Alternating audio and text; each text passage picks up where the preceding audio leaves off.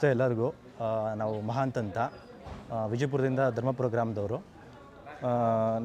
ನಾವು ದಾಳಿಂಬೆ ಯಥೇಚ್ಛವಾಗಿ ಒಂದು 4-5 ವರ್ಷದಿಂದ ಬೆಳೀತಾ ಇದ್ದೀವಿ.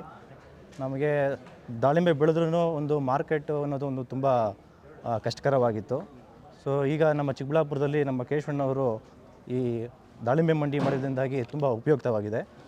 ಹಾಗೂ ಇಲ್ಲಿ ಸೈಜ್ಗೆ ತಕ್ಕಂತೆ ಒಳ್ಳೆ ಬೆಲೆ ಇದೆ. ಆಮೇಲೆ ತುಂಬ ಕ್ಯಾಶು ಅಷ್ಟೇ. ಐಟಮ್ ಸೇಲ್ ಆಗಿದ ತಕ್ಷಣ ಅವರು ವಿತಿನ್ 24 ಅವರ್ಸ್ ಒಳಗಡೆ ಅದನ್ನೆಲ್ಲ ಮ್ಯಾನೇಜ್ ಮಾಡಿ ನಮಗೆ ರೇಟು ಎಲ್ಲನೂ ಹಾಕ್ಕೊಡ್ತಾರೆ. ಆಮೇಲೆ ಫುಲ್ ಕ್ಯಾಶ್ ಆ್ಯಂಡ್ ಕ್ಯಾರಿ ಇದೆ ಇಲ್ಲಿ. ರೈತರು ಬಹಳ ಉಪಯುಕ್ತವಾದಂಥ ಮಾರ್ಕೆಟ್ನ ಕೇಶವಣ್ಣವರು ಒಳ್ಳೆ ವ್ಯಾಪಾರಸ್ಥನ ಕರೆಸಿ ಇದನ್ನು ಆಕ್ಷನ್ ಮಾಡ್ತಿದ್ದಾರೆ. ಸೈಜ್ಗೆ ತಕ್ಕಂತೆ ಒಳ್ಳೆ ಬೆಳೆ ಇದೆ. ಕಳೆದ ಬಾರಿನೂ ನಾನು ತೋಟದಲ್ಲೇ ಕೇಶವಣ್ಣವ್ರಿಗೆ ಕೊಟ್ಟಿದ್ದೆ 225 ರೂಪಾಯಿ ಹಂಗೆ. ಈ ಬಾರಿನೂ ಒಳ್ಳೆ ಸೈಜ್ ಬಂದಿದೆ. ಈಗ A1 ನನಗೆ ಹೆಚ್ಚು ಕಮ್ಮಿ 180 ರೂಪಾಯಿ ರೇಟು ಮಾರಿದ್ದೀನಿ. ಇದು ಆ್ಯಕ್ಷನಲ್ಲಿ ಹೋಗಿರೋದು. ಸೈಜ್ಗೆ ತಕ್ಕಂತೆ ಇವಾಗ A1 ಆಗಿರೋದ್ರಿಂದಾಗಿ 180 ರೂಪಾಯಿ ಹೋಗಿದೆ. ನಾವು ಗೋಲಿ ತೊಗೊಂಡ್ರೆ ನೋಡಿ, ಇದು A2 ಅಂತ, A2 130 ರೂಪಾಯಿ ಹೋಗಿದೆ. ಸೊ ನಾವು ತೋಟದಲ್ಲಿಂದ ಕೊಡೋಕ್ಕಿಂತ ಇಲ್ಲಿ ಕ್ವಾಲಿಟಿ ಮಾಡ್ಕೊಂಬಂದು ನಾವು ಇಲ್ಲೇ ಮಾರೋದ್ರಿಂದಾಗಿ ತುಂಬ ಒಳ್ಳೆ ರೇಟ್ ಹೋಗ್ತದೆ.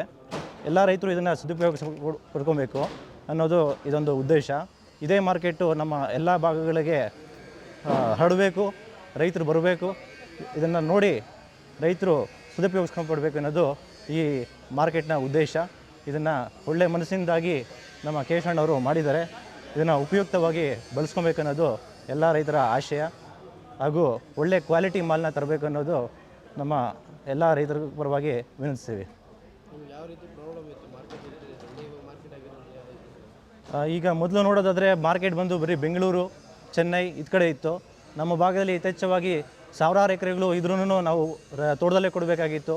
ಬೆಂಗಳೂರಿಗೆ ಸಾಗಣೆ ಮಾಡೋದು ಕಷ್ಟ ಆಗ್ತಿತ್ತು. ಈಗ ಚಿಕ್ಕಬಳ್ಳಾಪುರದಲ್ಲೇ ಇರೋದ್ರಿಂದಾಗಿ ತುಂಬ ಹತ್ತಿರವಾದ ಮಾರ್ಕೆಟು.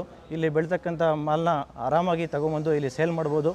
ಹಾಗೂ ವಾತಾವರಣ ಎಫೆಕ್ಟ್ ಚೇಂಜ್ ಆದಾಗ ಹಣ್ಣಾಗಿ ಉದುರುವಂಥ ಚಾನ್ಸಸ್ ಇರುತ್ತೆ. ಅದರಾಗಿ ಮೊದಲೇ ಹಣ್ಣನ್ನು ಕಟಾವು ಮಾಡಿ ಎಷ್ಟಾಗುತ್ತೋ ಅಷ್ಟನ್ನು ತೊಗೊಂಬಂದು ಇಲ್ಲಿ ಮಾರೋದ್ರಿಂದಾಗಿ ತುಂಬ ಒಳ್ಳೆ ಬೆಲೆ ಸಿಗುತ್ತೆ, ಫಸಲೂ ಟನ್ನೇಜ್ ಬರುತ್ತೆ.